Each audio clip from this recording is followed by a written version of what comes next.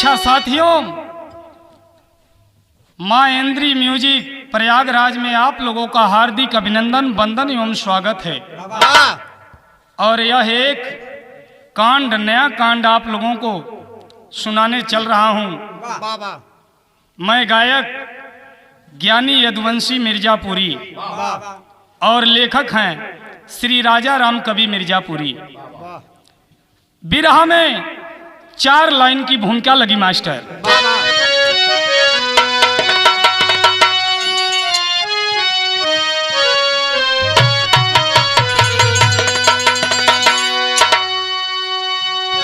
उर्विदारक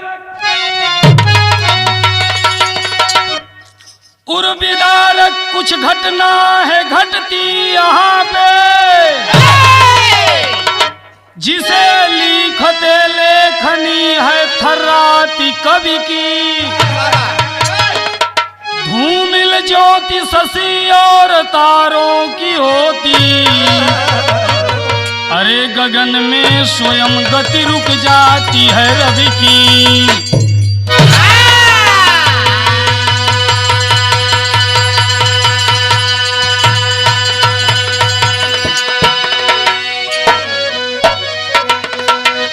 दिशाएं घटाएं हवाएं भी रोती, अरे भरे आहे अंबर बिलखती नहीं है।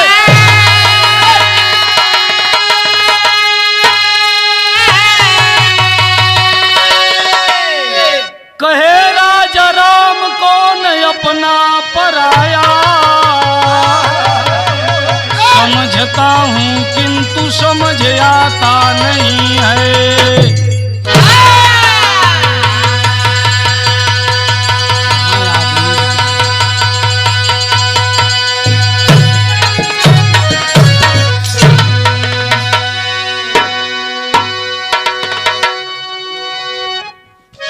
यहाँ पे एक लाइन कव्वाली का टुकड़ा बा मास्टर।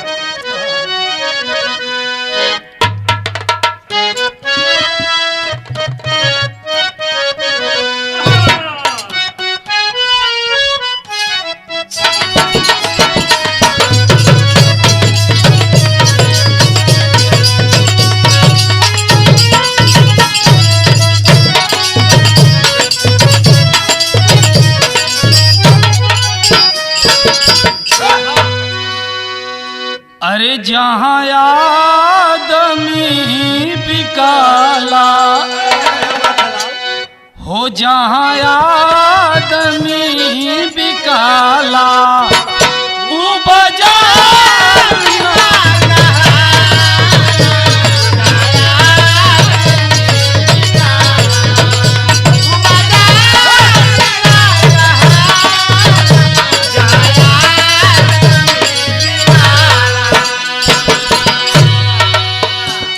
भाव है। कवि जी कितनी सुंदर भाव लिखते हैं। अरे माली को सोयम फूल ही, माली को सोयम फूल ही, तिरसूल बन के मारा।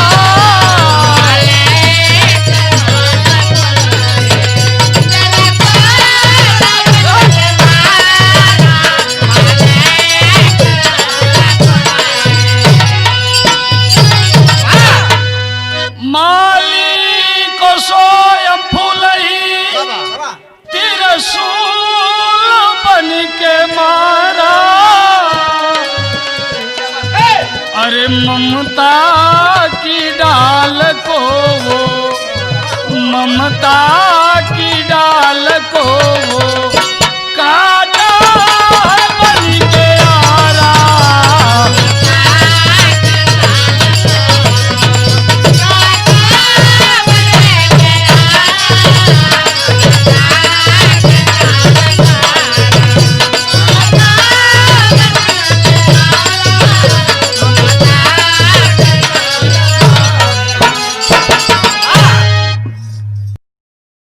कहानी बा कहवा के मास्टर, शहर में भाव लगल।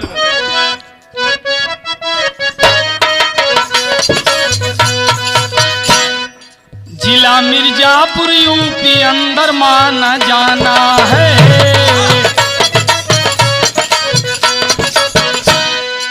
मुजहरा गांव वही चिल्ह जिसका थाना है।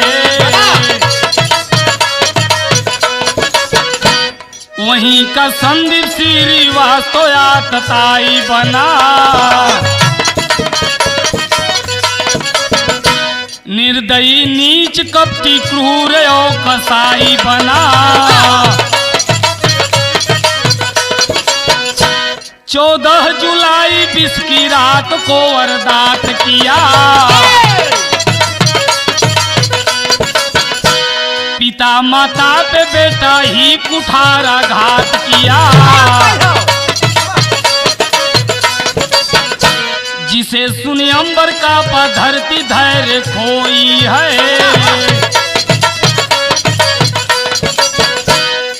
पिता की छाया और माँ की ममता रोई है।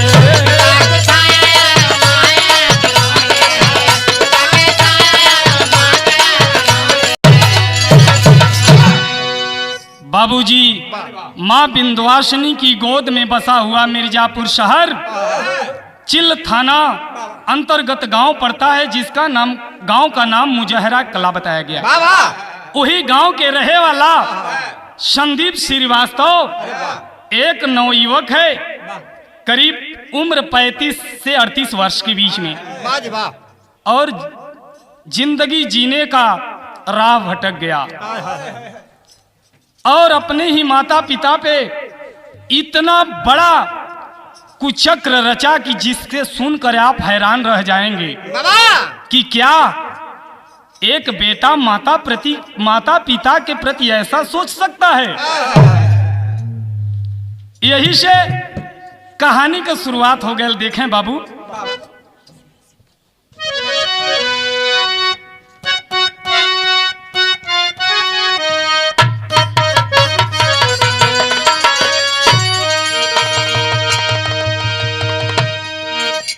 देखें संदीप श्रीवास्तव के पूरे परिवार का इसमें आपको विवरण मिल जाएगा।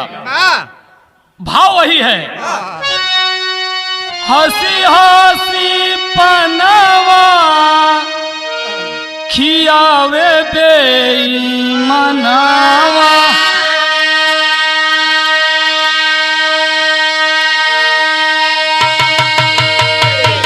अपना बसेरे परदेश, अपना बसला परदेश। अरे कोरी रे चुनरिया में दगिया लगाई।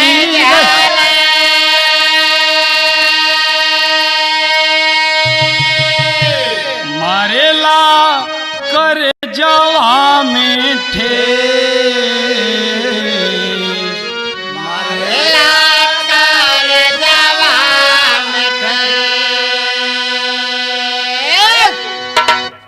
लेकिन देखें बाबू, संदीप श्रीवास्तव के पिता हैं भगवती।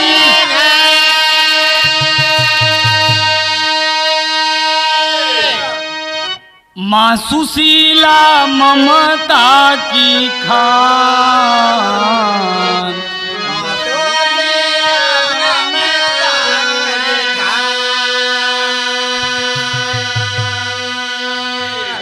उर्मिला है बुआ जिसकी प्रियंका गुजरिया।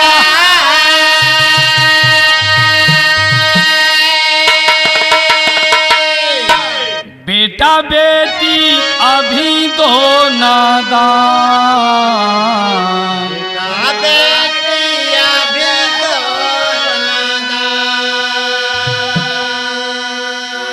पंपया ऑपरेटर है भगवती नगर पालिका में।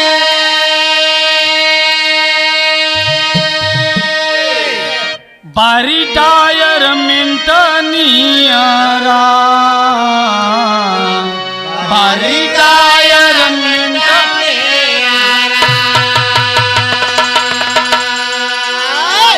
सोचे संदीप यदि मोर पिता मरी जईता,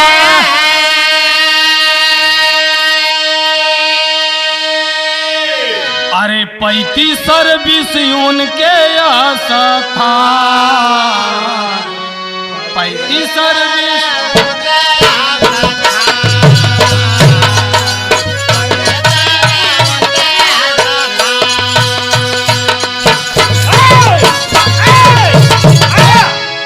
साथियों, गांव का नाम बताया, मिर्जापुर जनपद में मुजहरा, थाना चिल।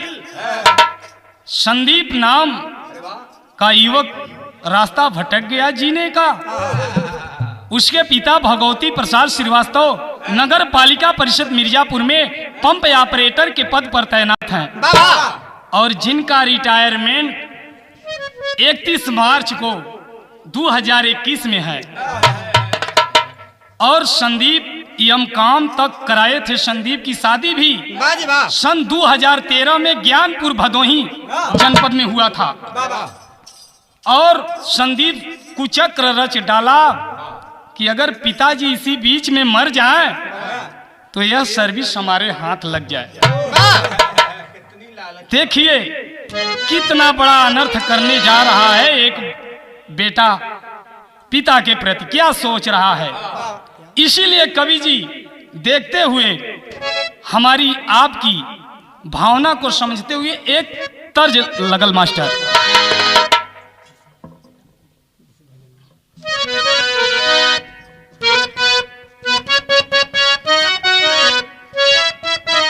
वाह वाह,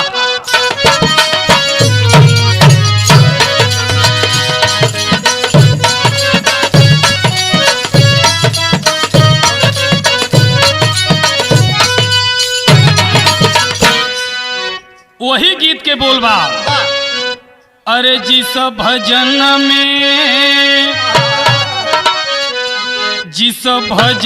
में राम का नाम न हो उस भजन को गाना ना चाहिए।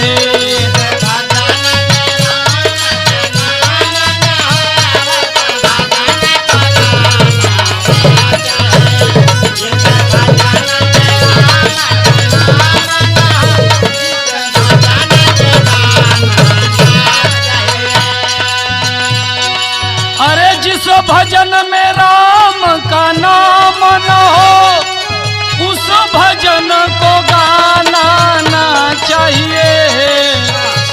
और बेटा कितनो प्यारा हो उसे सर पे चढ़ाना ना चाहिए।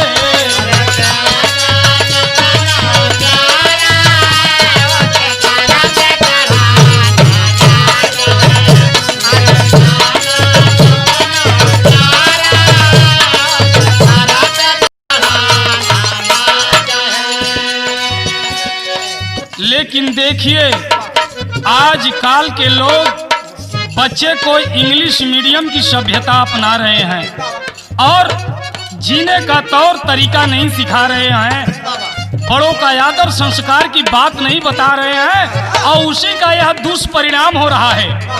इसीलिए कवि जी 4 लाइन लिखते हैं। क्या?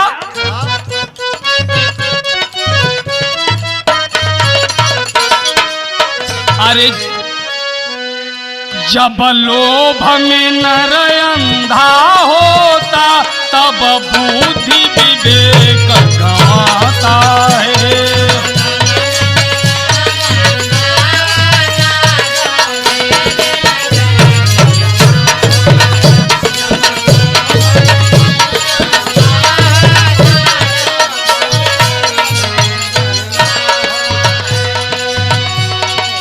अरे जब लोभ में नर अंधा होता, बिल्कुल सही, तब बुद्धि विवेक गंवाता है। अनुचित औचित का बोध नहीं, सब क्रोध में काम खाता है।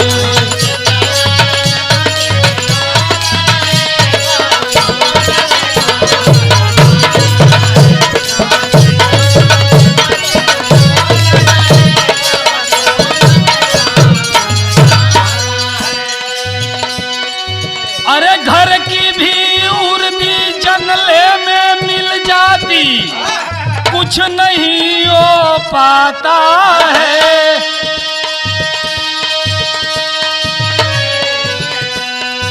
अपजस ही बस लगता था, कर मल मल के पछताता है।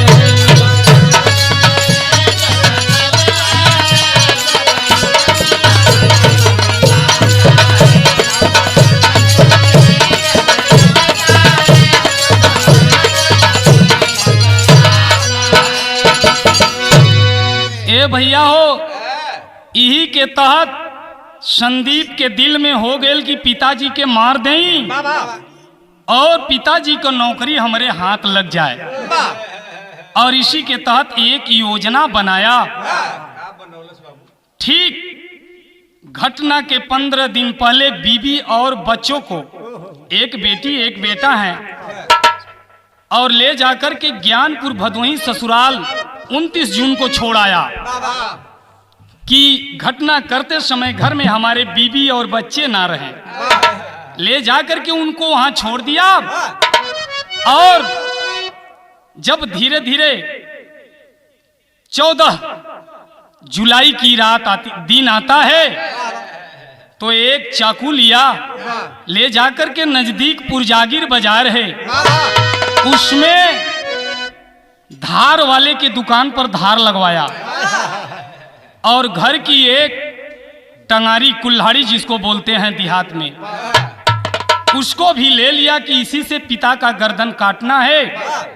और शाम को माताजी से बोला कि माताजी 14 जुलाई के दिन सुबह बोल रहा है कि माताजी हम ससुराल जा रहे हैं बीबी बच्चे को लाने। माँ कही ठीक है बेटा जाओ बच्चों को ले आओ। चल दिया ज्ञानपुर भदोही। और जब वहां पहुंचा तो ससुराल में शाम को बोला पत्नी से कि देखो खाना बना के मेरा हिस्सा रख देना और तुम लोग खा पी लेना, हम जा रहे हैं किसी काम से जरूरी से और थोड़ा 2-3 घंटे लेट हो सकता है, आ करके खा लूंगा। तो यहाँ देखिए वहां से चला और कहाँ आ रहा है, दोहा का भाव है मास्टर यहाँ पे। 10 बजे लगभग पहुंचा है, अरे घर के पीछे जा,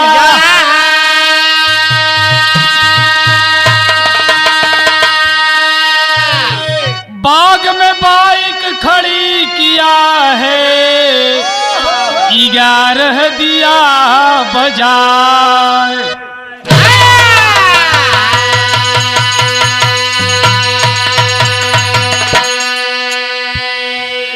छत के रास्ते घुसा भवन में, अरे रिश्ता प्रेम भूला,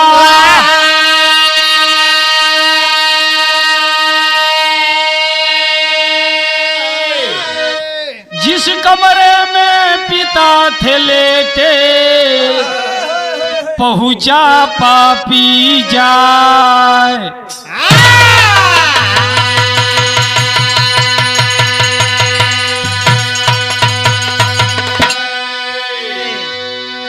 बारे संदीप जो कपड़े पहनकर घर से गया था उसको बिल्कुल निकाल दिया, नया कपड़ा पहन लिया जो कि घर पे कोई देखा न हो, और मुंह को कसकर के बांध लिया, बाइक को उसी बाग में खड़ी कर दिया और आता है घर के पीछे की तरफ से अपने छत पर घुस गया। देखिए एक निर्दयी बेटा अपने पिता को मारने की कितनी बड़ी कोशिश कर रहा है। छत से गया तो सोचा कि अभी थोड़ा और समय होना चाहिए, 10-15 मिनट और बिता करके अर्धरात्रि कर दिया और सीढ़ी के रास्ते से आता है जहां पे पिताजी आराम से सो रहे हैं। और जब पहुंचा आओ ताव नहीं देखता है मास्टर, यहाँ एक लाइन गीत बदल गया।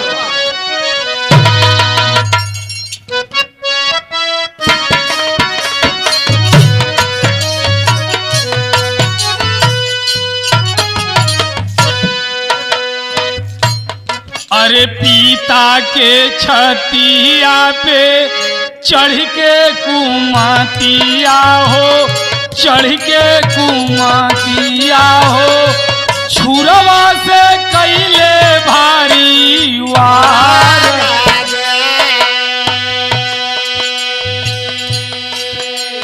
निदिया खुलल बाबू बोले बचनिया हो, बोले बचनिया हो, मरलस के मतिया तो हार। अरे कुल कह जारा तू ही अखिया का तारा मोरे, अखिया का जीवन भर दिहली तोहके प्यार। बन के निठुरवा काहे छुरवा उठैला हो, छुरवा उठैला हो, मरलस के मतिया तो हार। देखिए मालिक का संयोग था कि ज्यों संदीप खूंखार हो करके चाकू मारना चाहा पिता के सीने पर और मार ही दिया, लेकिन चाकू सीने पे नहीं लगा, बगल से लग गया और पिता की नींद खुल गई, और पिता की नींद खुल गई और हाथ पकड़ लेते हैं। अरे कहते हैं कि बाबू तू तो इकलौता मेरा बेटा है और 4-6 महीने बाद रिटायर होने वाला हूँ, सोच रहा था कि तुमको कोई रोजगार करा दूं। लॉकडाउन की वजह से तुम्हारा काम छूट गया है, उसके बारे में मुझको चिंता है बेटा। इतनी बात जब संदीप के पिता भगवती कहते हैं और कुछ बोल नहीं रहा है, सोच रहा है कि पिताजी शायद हमको न पहचानते हों, लेकिन पिताजी देखते ही पहली ही नजर में पहचान गए कि यह तो मेरा बेटा संदीप है और कहें कि इकलौते बेटे हो, आखिरकार इतना बड़ा कदम आप क्यों उठा रहे हो। देखें बाबू, इतनी बात जब हो रही है पिता और संदीप के बीच में, बगल ही कक्ष में माँ सुशीला सोई हुई है और एक उनकी बहन थी उर्मिला जो कि वो बगल कमरे में सोई है। थोड़ी थोड़ी दूर पर सभी सोए हैं। माँ का नींद खुल गया कि बेटा तो ससुराल गया है, तो संदीप के पिता किससे बात कर रहे हैं और दौड़ करके संदीप पिता के कमरे में जाती है, भगवती के कमरे में माँ जाती है और वहां का दृश्य देख करके हक्का बक्का रह गई माँ। तो यहाँ बाबू एक लाइन गीत बदल गवा मास्टर।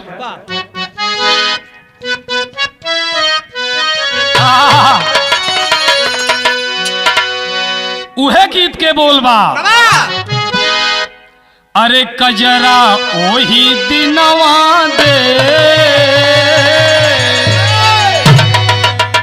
हो, कजरा ओही दिनवा दे जौने दिनवा बाल माई है।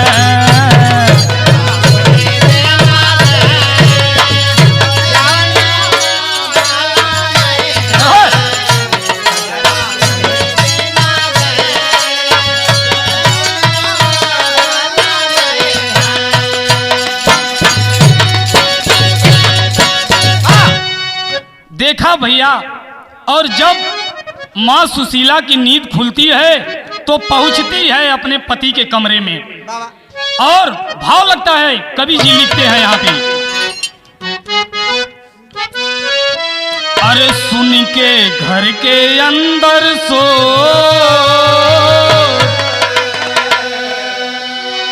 सुन के घर के अंदर सो, माई बुआ जागी गई।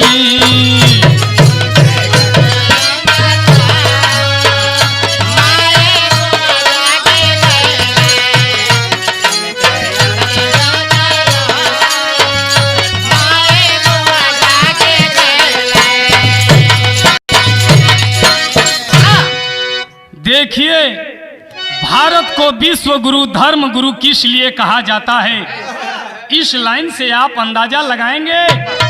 माँ देखती है कि बेटा संदीप है, अवाक रह गई कि बेटा मेरे पति के कमरे में कातिल के रूप में, और मेरे ही सामने हमारे पति का सिंदूर, हमारा सिंदूर मिटाने जा रहा है मेरा ही बेटा। और कहती है, अरे खून का प्यासा काहे भइला ललनवा,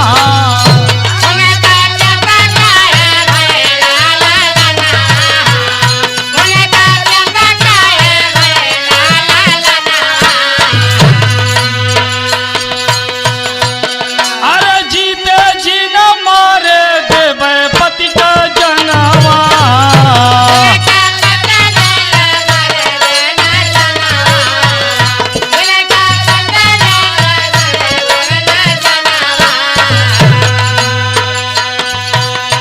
अरे पहिले लेला प्राण मोर,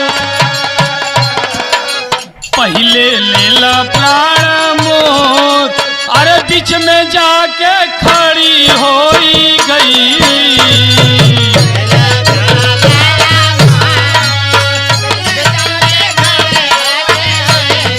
बाबा बाबा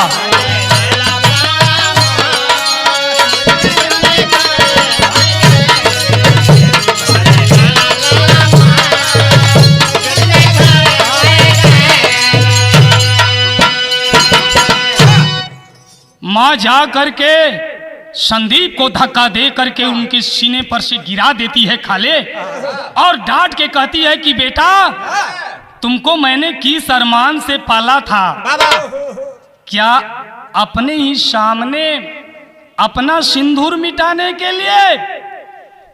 बड़ी नालायकी कर रहे हो। और संदीप जब खाले गिरता है तो पति भगवती को इशारा करती है कि आप किसी तरह बाहर भाग जाइए।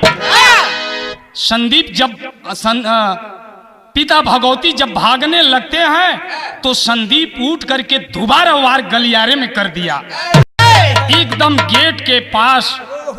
लेकिन भगवती का किस्मत कितना अच्छा था कि वहां पे बहन उर्मिला आ करके हाथ फैला देती है, कहीं नहीं संदीप यह तुम क्या कर रहे हो। लेकिन वह चाकू तान चुका था, कस करके मार दिया, बहन को हाथ को पार कर गया। और इतने में संदीप भगवती बाहर निकल जाते हैं। जब घर से बाहर निकले उधर अपना शोरगुल मचा रहे हैं, गांव वालों को चाकू भी लगा है, किसी तरह हल्ला गुल्ला मचा रहे हैं। और इधर तब संदीप घर में आता है और एक लाइन और भाव लिखेते हैं कवि जी, अरे छतिया चीर चीर तोह के पियवली। माँ कहती है,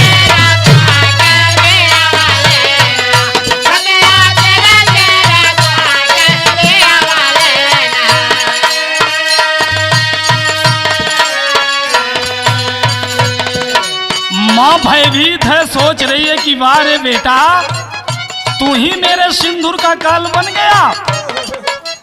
अरे छतिया चीर चीर तोह के पियवली।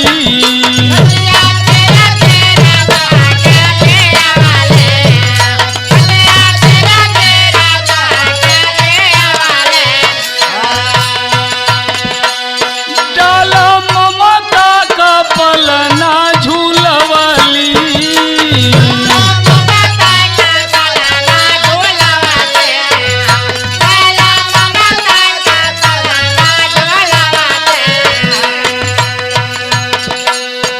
काहे भइला इतना कठोर, काहे भइला इतना कठोर, अरे मतिया काहे तोर मरई।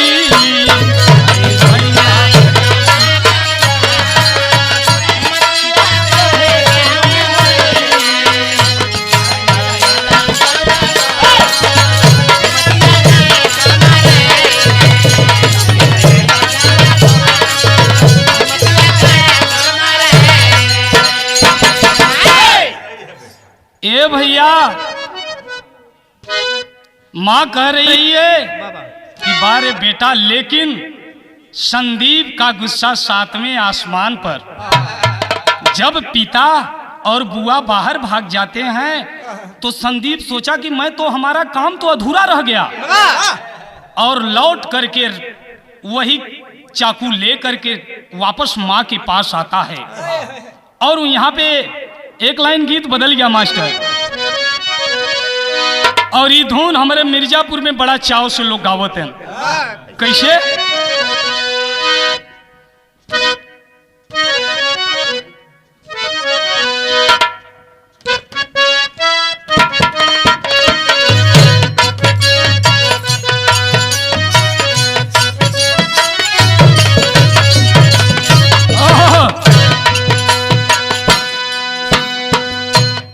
अरे माई काहे की बेटी नियर बियाह बई हो, माई काहे की बेटी नियर बियाह बई हो, पपई काहे की बड़ी दूर हो।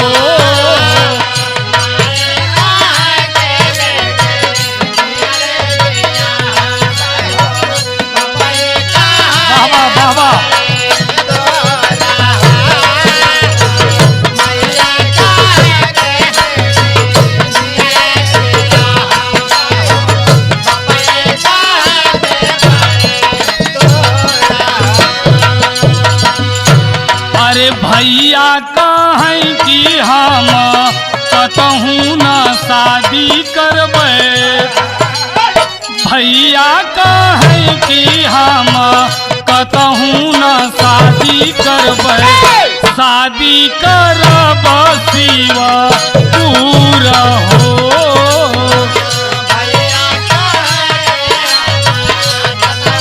बाबा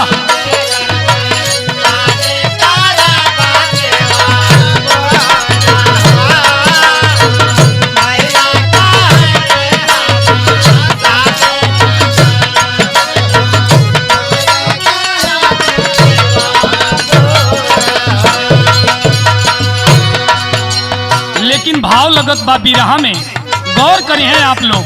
अरे भागे भगवती मौका पाके वही घरिया हो,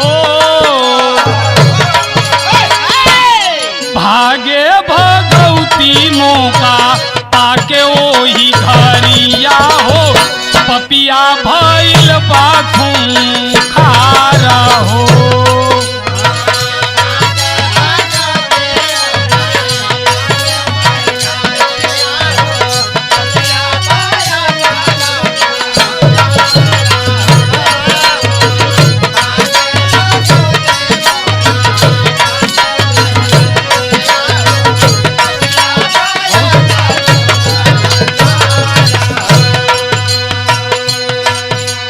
संदीप जब देखता है कि बहन और पिता बाहर भागने में कामयाब हो गए तो खूंखार हो जाता है, और चाकू लेकर के माँ को ही दौड़ा लिया।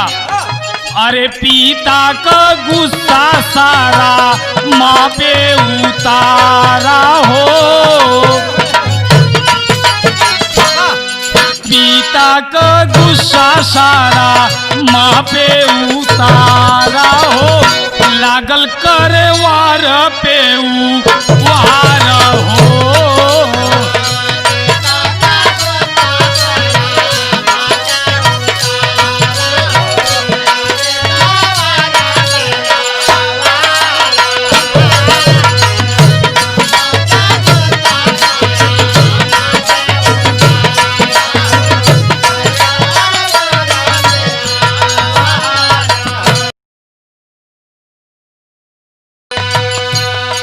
और पहुंचता है वही लेकर के चाकू माँ के गर्दन में मार दिया। देखिए एक यहाँ बेटे और माँ का रिश्ता कलंकित होने जा रहा है, और माँ लगभग 60 वर्ष की उम्र है। माँ तड़ाक से जमीन पर गिर जाती है तो भाव लगा, अरे रक्त रंजित भैली माँ का ममता माई सड़िया हो।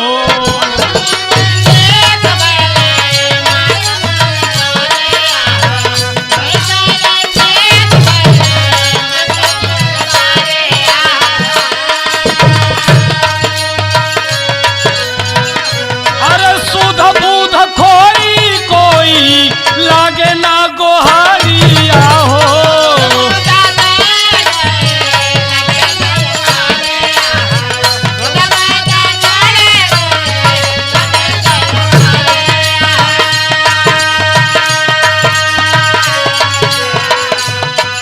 अरे मारी के कुल्हाड़िया से फोड़ल से खोपड़िया हो, सर पे शैतान खासा मार हो।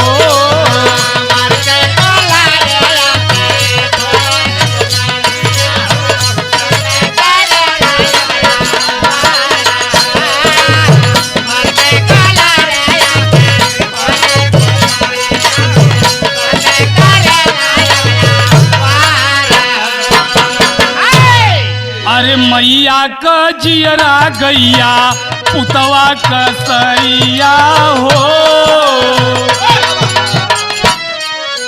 मैया का जियरा गैया पुतवा कसैया हो, माँ करीड़ी बाहे संसार हो।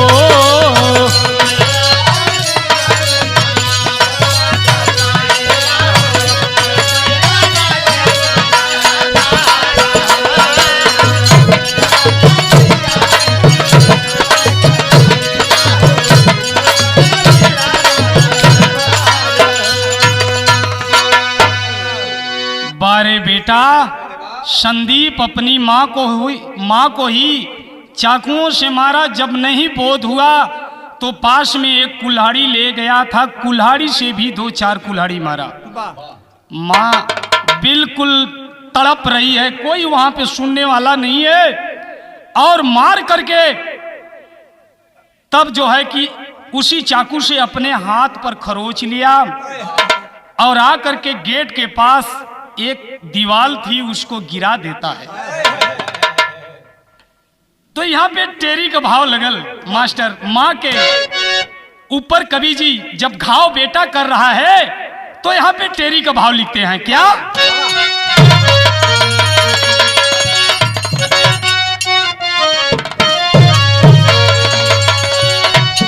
अरे मोरे राम,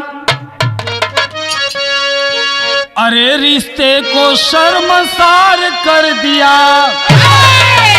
अरे रिश्ते को शर्मसार, हो रिश्ते को शर्मसार कर दिया। कलयुगी पुत्र की नीचता की हद को पार,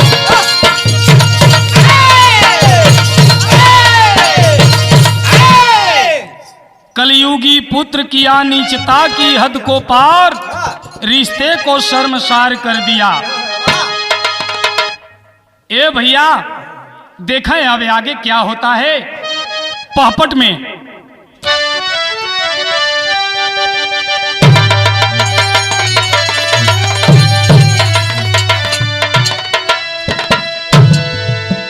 अरे एक और बुआ, ए भैया एक और बुआ, एक और तल पर माई दिया दुहाई है।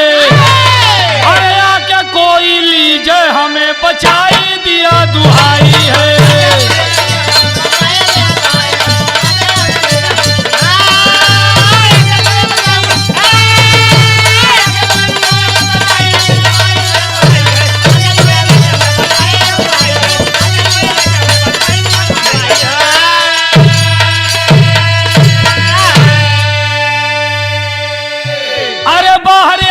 भगवती जब जोर से शोर मचाई हो और पास पड़ोस के लोग लुगाई, अरे सुन के गए जुहाई हो।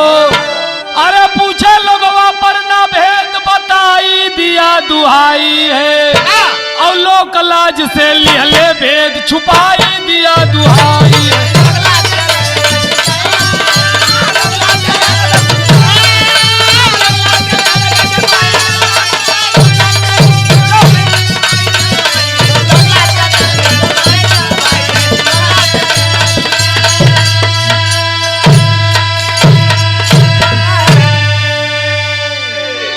और बाहर आकर के जब पिता शोर मचा रहे हैं, गांव के लोग, पास पड़ोस के लोग, ढेर सारी भीड़ इकट्ठा हो गई और भगवती कह रहे हैं कि बेटा मैंने देखिए पहचाने हैं, बात किए हैं, लेकिन पुत्र मोह ऐसा होता है साथियों, वहां गांव वाले के बीच में बताने से इनकार कर दिए।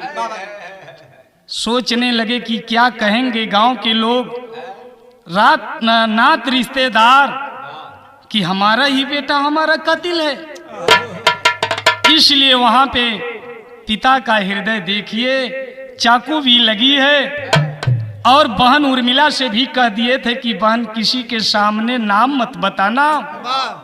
संदीप जो कर रहा है वो तो नादानी कर ही रहा है, लेकिन पिता के नाते हमारा भी क्या हक बनता है। और भेद को छुपा ले गए, बगैर बाहरी बदमाश को बता गए कि मैंने चिन्हा नहीं, पहचाना नहीं, कोई बाहरी आया होगा।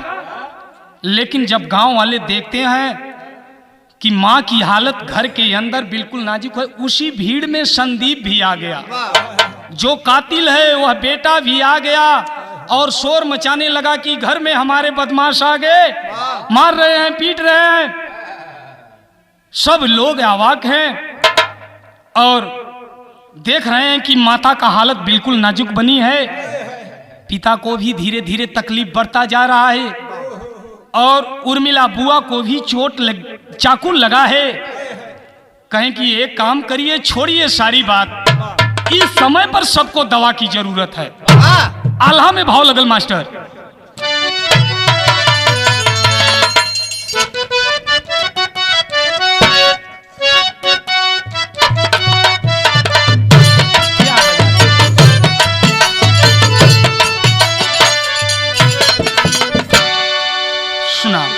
अरे ग्रामवासी तुरते कैले पुलिस के खबरी आए भैया, ग्रामवासी तुरते कैले।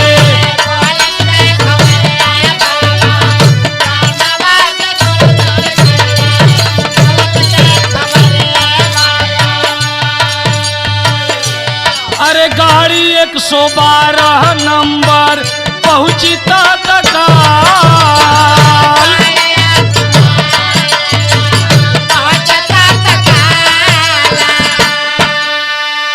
एक ओरी उर्मिला एक और सुशीला गुजरी आए भैया।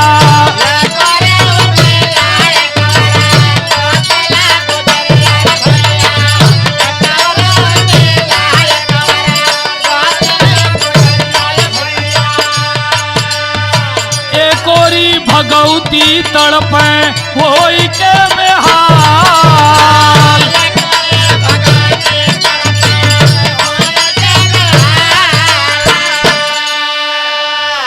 सब लोग तड़प रहे हैं। पुलिस वाले 112 नंबर पर डायल करते हैं, 15-20 मिनट में पहुंच गए। चिल थाना मुजहरा से मात्र 4-5 किलोमीटर की दूरी पर है और 15 मिनट के अंदर वहां पुलिस पहुंचती है। देखती है 3-3 घायल को, कहीं की ठीक है। अभी 108 नंबर एम्बुलेंस बुलाते हैं। अरे एम्बुलेंस 108 नंबर तो बुलाए भैया।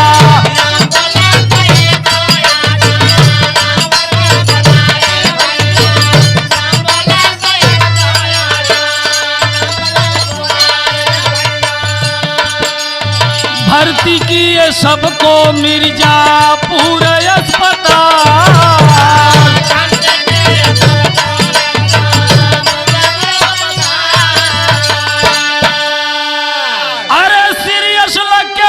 पत्नी को बनारस रेफर कैले और जहां पे सुशीला का भइले अंतकाल। बोलो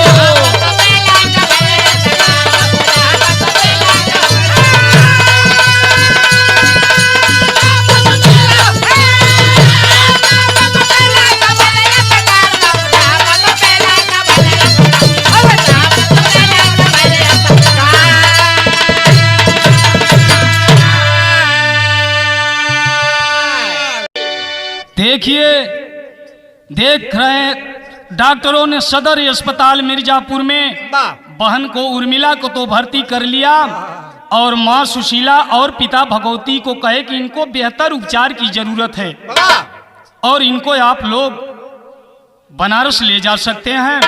एम्बुलेंस द्वारा बनारस ले जाते जाते रास्ते में ही मां की ममता दम तोड़ दी और सदा के लिए मां इस दुनिया को छोड़ के चल पड़ी।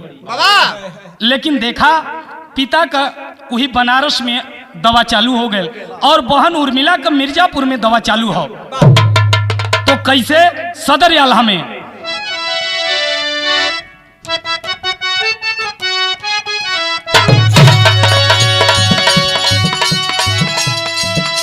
अरे भयल उपचार भाई बहन बच गई।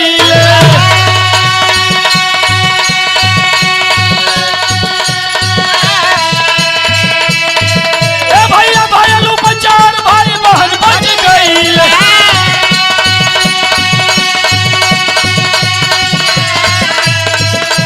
रहला ही काल बच गई बाल बाल।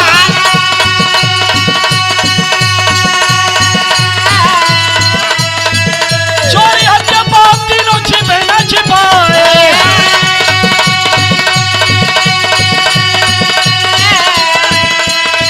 गहन रूप से हुआ जब जांच पड़ता।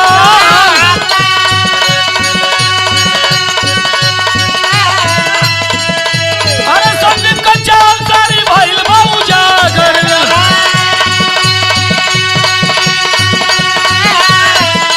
ए भैया संदीप का चाल सारी भइल बा उजागर।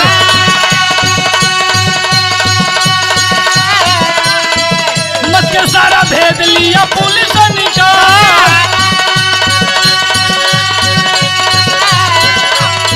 अरे हाथ हाथ कड़ी पड़ी पाँव में बड़ी पेड़िया और जेलिया में डालल गयल पापी चंडाल।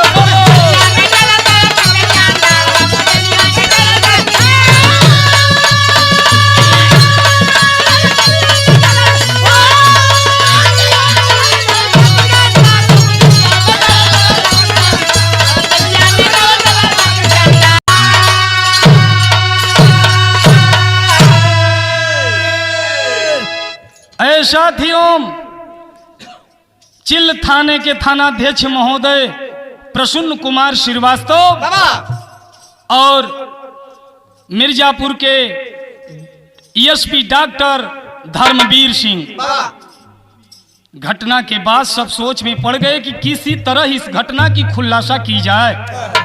आखिरकार कातिल एक ही और सभी को निशाना बनाया, तो इसका वजह क्या हो सकता है। और प्रसून्न कुमार श्रीवास्तव जब उसका तहकीकात करने पहुंचते हैं, धीरे धीरे उनको सुराग हाथ लगने लगा और उसके ससुराल पहुंचते हैं ज्ञानपुर भदोही। तो वहां पता चला, वहां पूछते हैं क्या संदीप यहां शाम को आया था 14 जुलाई की रात। तो ससुराल वाले बता दिए कि हाँ। कब गया? कहे वो तो शाम को 6-7 बजे कह के चले गए, 2 घंटे बाद आऊंगा। तो क्या फिर वो आए? उत्तर मिला नहीं। पूरा शक हो गया। और जब लौट करके 19 जुलाई को आते हैं संदीप के पास, देखिए हत्यारा भी है और मां क्रिया करके घर पे भी बैठा है। सोच रहा है कि कोई सुराग नहीं लगेगा, लेकिन पुलिस वालों ने ढूंढ निकाला और जब उसको कड़ाई से पेश आते हैं तो टूट पड़ा संदीप। सारी बात को उगल दिया कि मैं बेरोजगार था, लॉकडाउन की वजह से मेरा काम छूट गया था और मैं परेशान रहता था, इसलिए पिता को मारने की योजना बनाई, लेकिन पिता बच गए। माँ बीच में आ गई। मैंने गुस्से में, क्रोध में माँ को ही मार डाला और जो चाकू ले गया था और कुल्हाड़ी ले गया था, ला करके पुलिस को सब कुछ बरामद में देता है। लेकिन एक लाइन खड़ी में भाव लगा था मास्टर।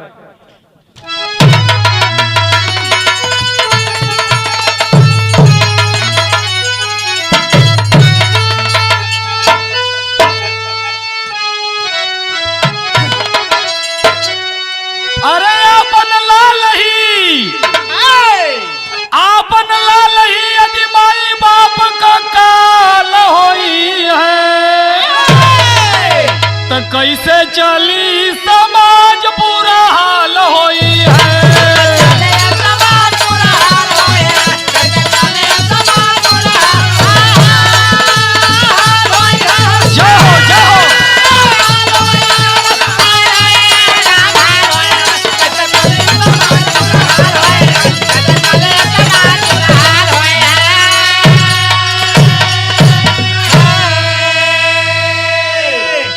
अरे भला केहू कैसे करी, बाबा।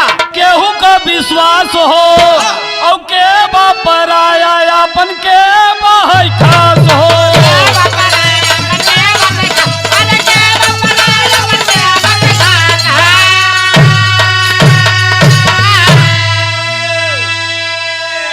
अरे कैसे रिश्ता और नाता का प्रतिपाल होई है, कैसे चली समाज बुरा हाल होई है।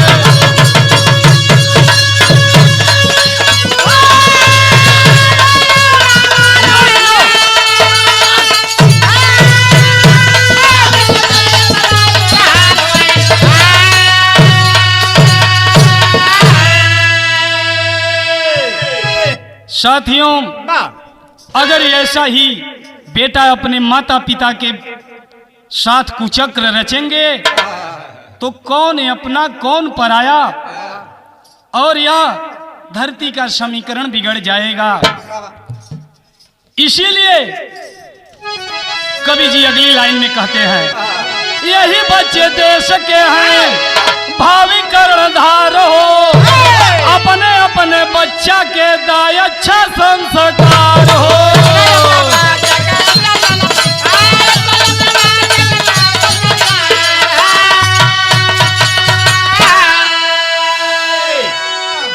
जिस बच्चे को आप चूमते हैं, दुलारते हैं, खिलाते हैं, वही बच्चा एक दिन आपके मौत का कारण बनेगा। कहीं ना कहीं उसमें संस्कार की कमी होगी तब। इसीलिए कहा गया, अरे बरनाई है बच्चा जिया का जंजाल होई है, कैसे चली समाज बुरा हाल होई है।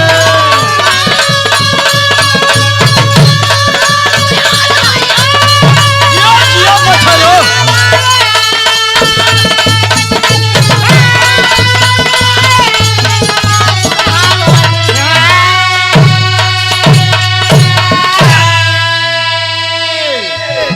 इसी भारतवर्ष को कितना संस्कृत सभ्यता का देश कहा गया। त्रेता युग में राम पिता का ही कहा मान करके 14 वर्ष वनवास को चले गए।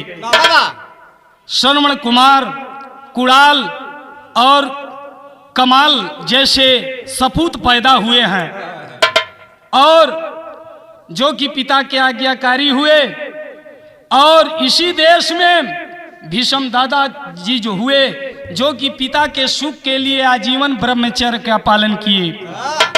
और तमाम सी हमारे इतिहास में, हमारे वेद पुराण में कहानियां हैं कि जो पिता के लिए बच्चे कुर्बान हो गए हैं। यही रहा गाने का आखिरी लाइन, कहना है खानदान का परिचय। स्वामी गुरु बिहारी रमन होरी स्वर्ग सिधाए,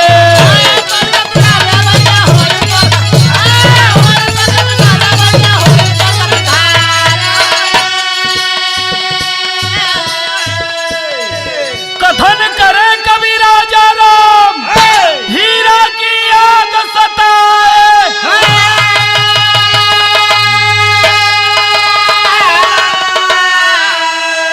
रिश्ते को शर्मसार कर दिया